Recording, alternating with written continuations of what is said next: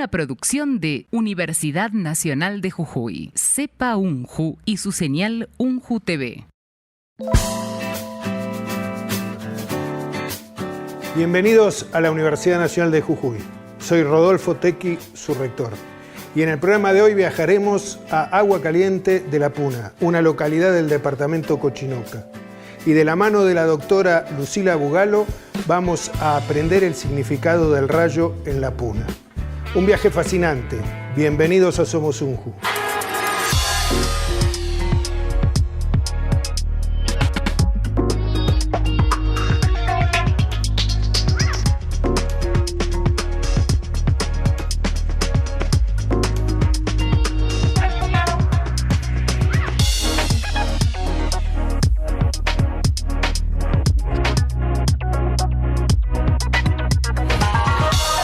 En nuestra Puna, el rayo es casi una divinidad y tiene un nombre muy particular, Quipildor. Con la doctora Lucila Bugalo nos vamos a adentrar en el territorio de la Puna, un espacio maravilloso.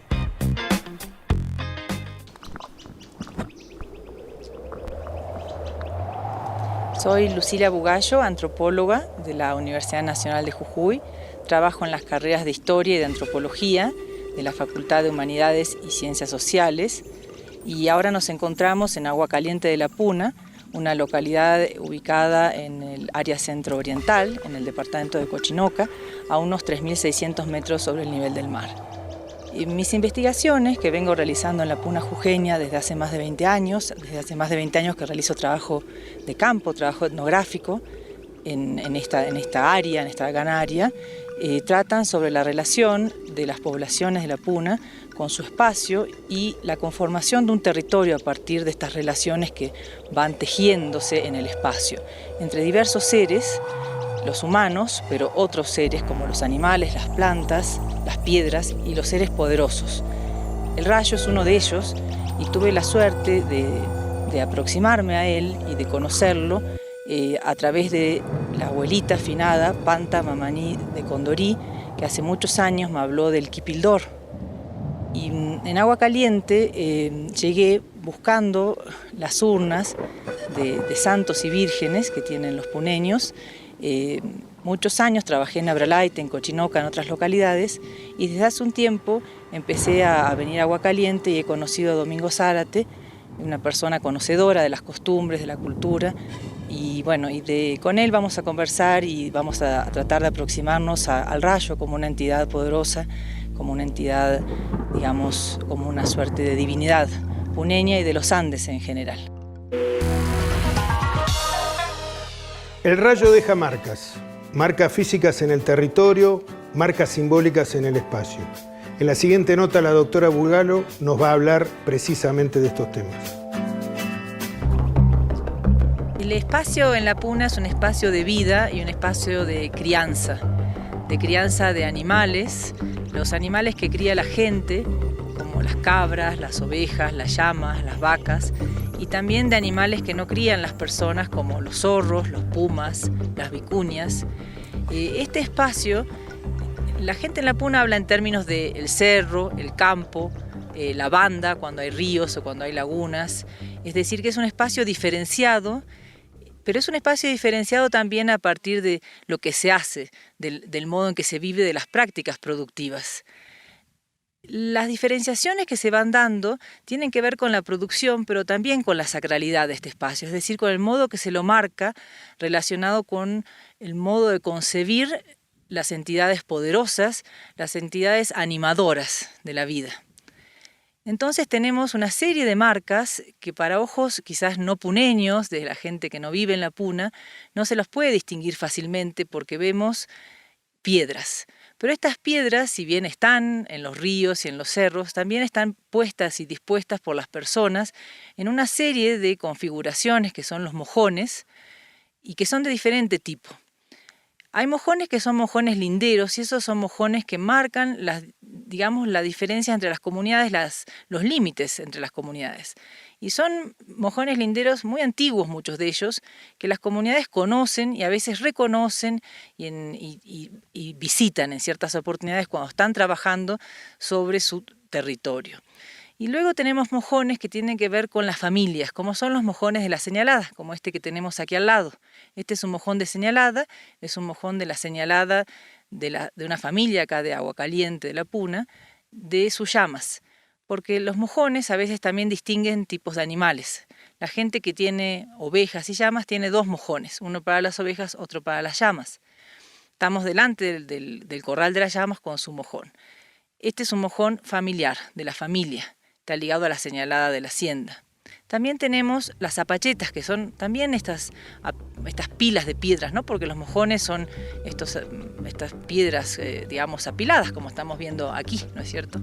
Y las zapachetas son un tipo de mojón, que de hecho es una palabra prehispánica, apacheta, apachita, que estaba presente hasta en los Andes centrales, cercanos a la zona de Lima, y marcan el cambio de un espacio. Como acá en la Puna se habla de trastunar, cuando uno camina y pasa para el otro lado del cerro, pasa un abra, esos son los lugares donde están las zapachetas y donde la gente deja su acullico o chalia con alcohol, con coca. Es un modo de pedirle a la pacha, al cerro, que nos acompañe, que nos ayude en ese caminar o en ese transportarse, porque ahora la gente se transporta en camioneta, en auto, en moto, en camión y también para en la pacheta. Entonces vemos que el espacio en la Puna es un espacio que tiene marcas, que está marcado, que está señalado por las poblaciones puneñas, y estas marcas, como bien decía recién, tiene que ver con la producción de las haciendas, porque las señaladas, estos rituales de verano, son para promover, para propiciar el multiplico de la hacienda, ¿no? Todas las piedras que vemos en el mojón son animales. Las piedras que están en el mojón de las señaladas son animales que están chimpados con lana cunti. La lana que vemos aquí es lana de chimpar, lana cunti se decía antiguamente, y es una lana muy fina, que era lana de alpaca o lana también de llama tintada, como dicen la gente, las abuelas puneñas, o teñida con anilinas, y esa es la lana que se le pone en los lomos a las llamas, a las ovejas, y con las que se hacen las flores para la hacienda. Entonces estas piedras son animales. Este es un modo de concebir, digamos, al espacio, a la naturaleza muy distinto al de la mirada moderna. Las piedras que son marcan como el tiempo, algo que permanece, que no se modifica fácilmente, muestra esta permanencia, esta continuidad. Y en todos estos mojones vemos una manera de estar, de seguir siendo y de permanecer con las haciendas y de seguir produciendo, ¿no? Es una línea que se marca y que se abre un camino de producción, y por eso se señalan, se marcan, se chimpan también las piedras que son animales. Todos estos mojones se activan en ciertos momentos del año, en ciertos rituales, y son el momento de comunicarse, de hablar, de dialogar con Pachamama y con el cerro, cuando se trata de las zapachetas, con las sabras, con el camino, de dialogar con las entidades poderosas y animadoras del mundo. Las marcas estas que son los mojones, también hay otras que no tienen presencia de tantas piedras, es decir, que no son estos apilamientos de piedras, pero que están marcando en general el centro de las casas. Y en esos lugares se le da de comer a la tierra en agosto, se hacen las corpachadas. Estos son los pacheros o chayeros y son de las familias, ¿sí? Son de las familias, están en los patios de las casas. Como dicen las abuelas, ese es el corazón de la casa. También hay estos pacheros y chayeros en los corrales, como estamos viendo en este corral de llamas.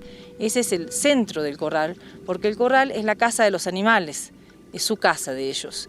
Entonces también tenemos un pachero, un chayero que se abre en el momento de la señalada. En las señaladas se comienza la señalada abriendo este pachero, se da chicha, se chaya, ¿sí? Se chaya y se da coca, pero no se da comida como para la Pachamama en agosto. Y luego que termina la señalada se sale al mojón, al mojón de la hacienda, ¿no? El mojón que estuvimos viendo. Entonces, estas marcas también marcan como los centros de producción de las familias, los centros de lo que hace a su vida, a sus prácticas de vida y a sus prácticas de producción. De ahí, de esos corazones de la casa, de ahí surge la vida de la familia, de sus haciendas. Desde ahí se dialoga con Pachamama y de ahí se pide para que continúe la familia, que continúe la salud, que continúen las haciendas. Y ese es el diálogo, esa es la abertura que comunica las diferentes dimensiones del espacio y del mundo. El mundo tiene el espacio de arriba, el espacio de aquí, de donde estamos, de la tierra, y el espacio de adentro, y todos esos espacios se comunican. hay una idea de fluidez, es decir, no son espacios que estén cerrados y que estén separados, son espacios que están comunicados y que comunican por estas bocas de la Pacha, por estos pacheros, en ciertos momentos del año. No se abren en cualquier momento y deben ser cerrados también. Entonces, la fluidez se la deja salir y también se la encierra, no se deja, si uno dejara estas bocas abiertas se iría la vida, se iría la suerte, se irían las producciones. Hay otro tipo de mojón que también es familiar y es el mojón del rayo. Estos mojones del rayo, llamados quipildores, las levantan las familias en ciertos lugares donde cae el rayo y les mata animales, ¿sí? Entonces ese es un lugar donde el rayo comió, donde el rayo se llevó la hacienda, y ahí se levanta un mojón que es el mojón del rayo y que también es chayado en ciertos momentos del año. Ahora nos vamos a una pausa. Después de ella seguimos hablando de la puna, del rayo y su simbología.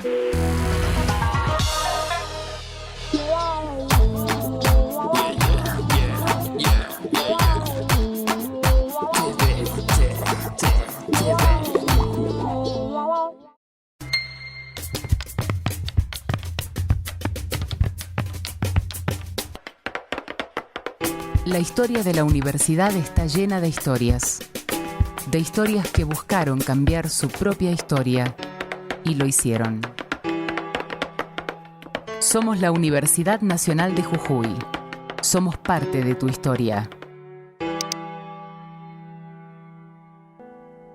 ¿Qué me llevo de la UNJU? La UNJU me dio alegrías de poder crecer como persona y de crecer como un hombre de bien.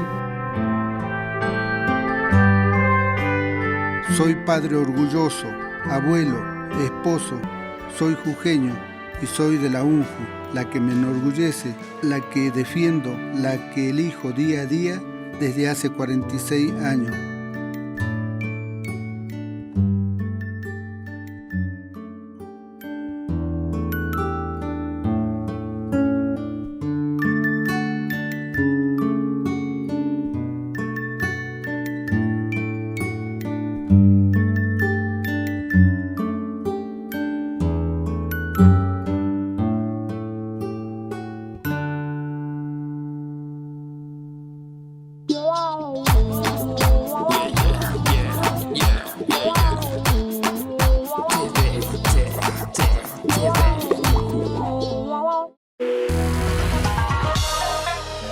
Volvemos a Somos UNJU, el programa de la Universidad Nacional de Jujuy.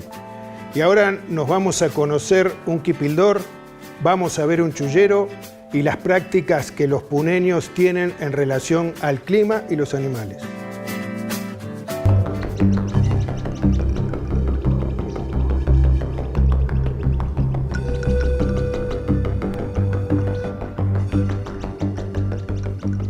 El quipildor es el mojón del rayo, pero también es el rayo y a veces se llama quipildor a los animales que tira el rayo, es decir, que mata el rayo. Se le llama así a los huesos de los animales que quedan, las osamentas de los animales matados por el rayo. Estos animales que mata el rayo, la gente en la puna los entierra y los chaya, les levanta una casa, un mojón, y en esa casa, en ese mojón, se ponen los chuyeros. Los chuyeros son unos recipientes de arcilla, es decir, hechos en arcilla local, como se hacen las ollas, pero en forma animal, y es en la forma de los animales que mató el rayo, y es en la cantidad que mató el rayo. En estos chuyeros se va a poner la chuya, por eso se llaman chuyeros, que es la bebida con la que se chaya, es una bebida ritual que se obtiene al preparar la chicha, pero es una parte líquida, bien fluida, líquida. Chuya significa líquido, fluido, en quechua y en aymara, y es algo transparente, ¿sí? Por eso es la bebida que se utiliza en los mojones y en las chayas, porque es para fluidificar las relaciones y las conversaciones con Pachamama, con el rayo. A rayo se le ofrenda, él se lleva esa hacienda. Él elige los animales mejores, dice la gente, los animales más gordos muchas veces, y entonces se le ofrenda de una manera para tener una reciprocidad, para darle alimento y que él no nos quite las haciendas. Esas son las ideas, las prácticas puneñas. Entonces en estos mojones los animales que mata el rayo son enterrados, nunca son dejados a la vista, al aire, porque eso traería, digamos, la sequía. De hecho, el rayo está muy ligado a las lluvias. Sabemos que cuando hay rayos es porque hay tormentas. Entonces los rayos vienen con las lluvias, pero las lluvias, la sequía, la humedad, hay que saber también dosificarla, manejarla. La gente tiene rituales para llamar las lluvias y tiene rituales también para alejarla. Y en el sur de Bolivia, por ejemplo, si hay mucha lluvia y quieren que pare la lluvia, sacan justamente huesos de seres muertos al aire, afuera, los desentierran para que paren las lluvias. Entonces el rayo, que es esta entidad que vincula la tierra con el cielo con la tierra, es como este mediador, ¿sí? Es un mediador vinculado con la humedad y con las lluvias. Ahora, este quipildor es una práctica antigua, está registrada, hay documentación que habla de los quipildores, desde, por lo menos lo tenemos registrado en el año 1921, y es muy interesante porque la palabra quipildor, muchos estarán pensando, es un apellido. Sí, es un apellido porque era un nombre de hombre en la Puna. Antes no había apellidos. A la llegada de los españoles y en la primera época de la colonia se empezaron a instalar los apellidos, es decir, los patronímicos. Antes no había apellidos, había nombres de mujeres y nombres de hombres. Y quipildor era un nombre de hombre de origen atacameño, es decir, de idioma kunza, que la palabra es quipiltur, y después se transformó en quipildor. Y lo interesante es que muchos de las autoridades indígenas de esta región de la Puna, de los Casabindo, estamos en la región de los Casabindo-Cochinoca, poblaciones originarias, prehispánicas, y que han tenido continuidad en el tiempo y siguen presentes en sus territorios, estas comunidades tenían autoridades con el nombre de quipildor, quipiltur, y es propio de las regiones y digamos de la región andina, de las sociedades de los Andes, tener autoridades que llevan el nombre también de las divinidades del espacio. Los Malcus son los cerros, son las autoridades también en lo que es Bolivia actualmente, ¿no? Entonces, estas autoridades indígenas con los nombres del rayo, con los nombres del cerro, ¿sí? Como una autoridad que va más allá de la comunidad humana, que sabe relacionar a las sociedades humanas con los otros seres del mundo. Por eso son autoridades, saben hacer los rituales, saben hacer las chayas, saben que sus comunidades tengan prosperidad, porque saben relacionarse con todos los seres del mundo. Ahora visitaremos a Domingo Zárate, un vecino de Agua Caliente de la Puna. Él nos va a contar sobre tradiciones, festejos, ritos de la Puna. Y nos va a contar una experiencia singular que él ha tenido justamente con un rayo.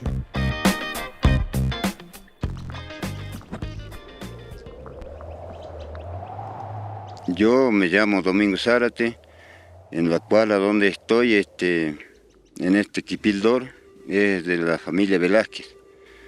Y también es de la comunidad de Agua Caliente de la Puna. Mis padres han sido una parte de Rachaite y mi madre ha sido de Agua Caliente. Me crié en un paraje que se llama Casti, en la cual ahora vivo en otro paraje que se llama Castilla. Y hay diferentes tradiciones en la zona. No sé, las chayadas, los misas chicos, como ser la fiesta de San Juan, San Antonio y San Santiago, la Virgen del Rosario también. Hay mucha tradición en esta comunidad. Y hay veces que, digamos, los abuelos lo festejaban todos los años, porque ellos acostumbraban eso, en la danza del Samilante. Como todo, ellos nos dejaron siempre un recuerdo que nosotros teníamos que seguir, pero en la cual a veces, por las situaciones, la juventud se va a la ciudad y ya no vuelve. El quipildor es un, digamos, de nuestro padre que tira en rayo la hacienda, ya sea cabra o oveja o llama, en la cual nuestros abuelos dejaron la costumbre que se debe, a donde tira el rayo, a la hacienda, debemos enterrar y chayar. Como ustedes ven al lado, se hace una casa de piedra y se lo chaya. ¿Para qué? Para que al correr de los años siga produciendo la hacienda, o pidiendo a nuestro padre también se lo chaya por el motivo de que otra vez no vuelva a suceder del mismo, o sea, del mismo rayo. Y también se lo chaya en los meses de Día de San Santiago, o sea, el 25 de julio, en la cual el patrón es San Santiago. Y también se lo chaya y se le enflora, como lo ven ustedes, también antes de la señalada, en la cual de que se lo hace eso porque es una costumbre que nos enseñaron ellos, su tatarabuelo, y así correlativamente llega hasta la situación que estamos nosotros, o sea, la generación que estamos. También se le chaya con diferentes bebidas, en la cual principalmente está la coca, el alcohol. Y después viene la chulla, después la chicha, y con la cerveza, el vino, el hierbiado, y todo poniendo la fe, más ante todo. Y bueno, también se lo incendia, se lo covacha, como ustedes ven ahí está la cova. Cuando tenía mis 8 años, yo bajaba del cerro arriba de la llama, en la cual era tiempo de verano, o sea, en mes de enero más o menos, en la cual venía una tormenta con trueno, o como lo llamamos, e hizo un repsilo, en la cual que me ha tirado a mí, pero me dejó como dormido. Me desperté como si me hubiera sentado y me quedé acostado. Y al despertar me dio ganas de vomitar, en la cual vomité piedras. Y estaba descontrolado. Y bueno, eso me pasó. Y al correr el tiempo, no lo conté a mi abuela porque los abuelos eran malos. Así que no le conté. Y en la cual al correr el tiempo, por ahí, como decían, cuando te tira la centella te haces adivino, o sea, adivina la suerte. O sea, sos un curandero particular. Yo no soy un médico de un hospital. Eso es lo que me pasó del año, no me acuerdo el año, pero tenía 8 años. Finalmente llegamos a un oratorio, el de la familia de Timoteo Ábalos, a quien agradecemos mucho por permitirnos visitar este lugar. Allí adentro nos esperan santos e imágenes relacionadas con el calendario agrario de la gente de la Puna.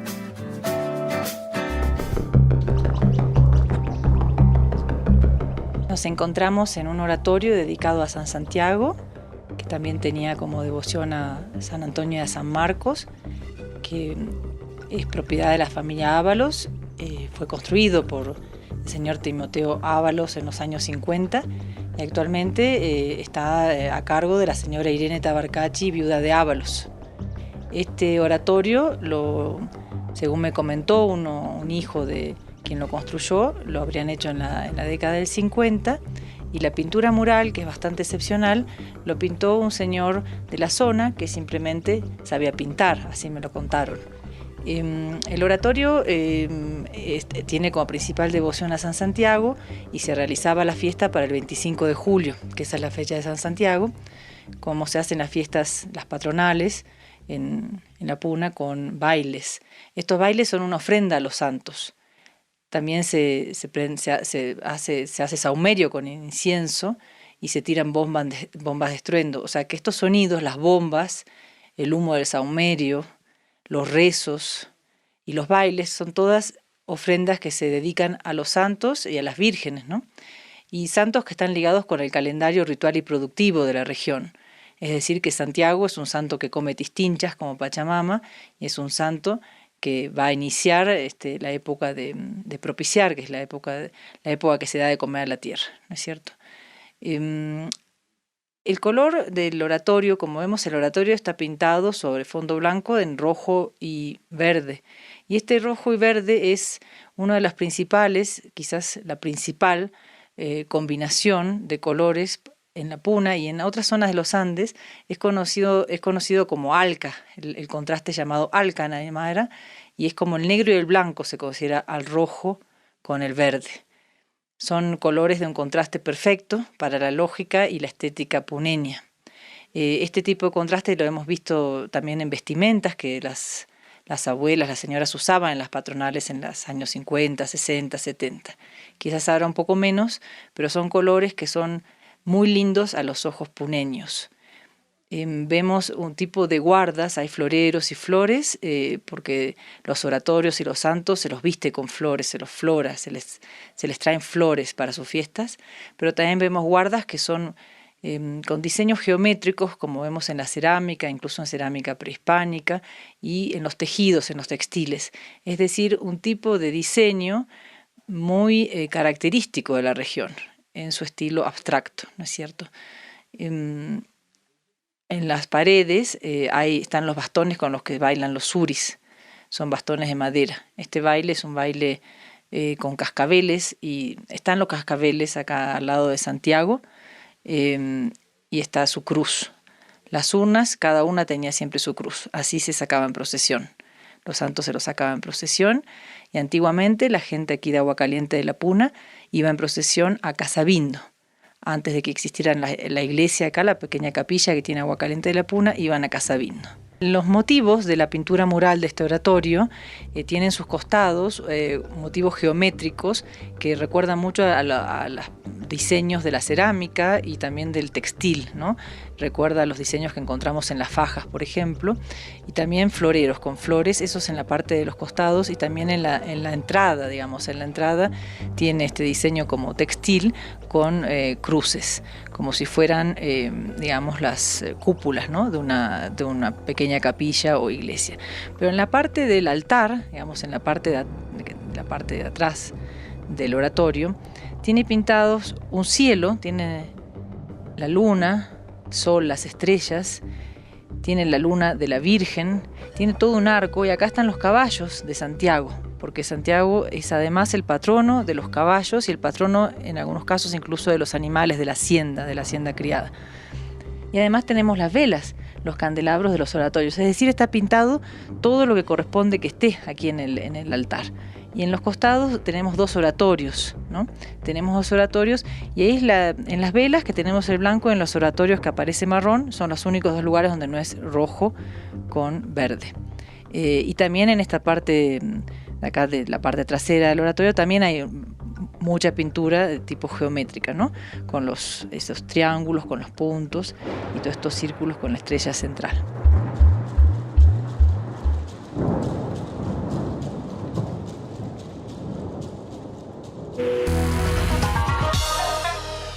Y así, con esta visita nos despedimos.